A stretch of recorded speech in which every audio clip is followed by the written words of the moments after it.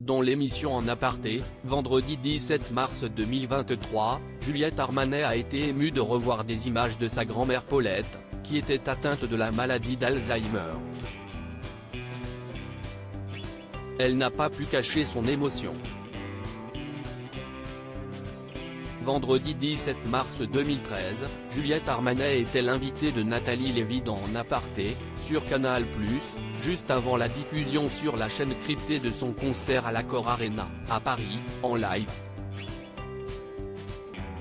Nathalie Lévy qui lui a fait redécouvrir les images du documentaire Les petits-enfants d'Alzheimer, que la chanteuse, précédemment journaliste, a réalisé pour Arte, pour lequel elle avait filmé sa grand-mère Paulette, atteinte de cette maladie horrible. Images qui n'ont pas manqué de la bouleverser. C'était un documentaire que j'ai choisi de faire à un moment de la vie de ma grand-mère qui était un basculement.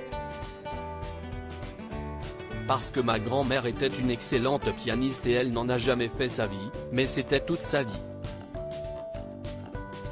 Elle a transmis l'amour de la musique à ma mère, à qui elle donnait des cours tous les matins avant d'aller à l'école, et ma mère m'a appris à jouer au piano ainsi que mon père. Et à ce moment-là de sa vie, ma grand-mère a eu la maladie d'Alzheimer qui était une maladie horrible, a expliqué Juliette Armanet.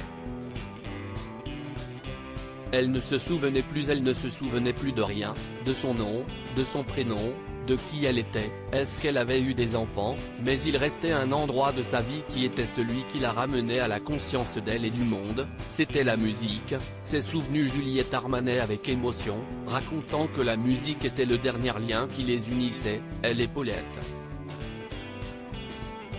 Quand je lui jouais du piano, elle ne savait pas du tout qui j'étais, elle ne se souvenait plus alors qu'elle m'avait à moitié élevé, qu'elle s'était beaucoup occupée de moi, mais quand je lui jouais du piano, d'un seul coup, elle redonnait totalement elle-même. Son rapport au monde était totalement fluide, c'était son territoire de conscience et de liberté. Des instants précieux, ça m'a fasciné de voir que cette femme qui disait fourchette à la place de bonjour, qui avait l'arrêt dans le mauvais sens et qui ne se souvenait même plus de son propre prénom, que la musique restait envers et contre tout son endroit de résistance. C'était incroyable. Et inoubliable.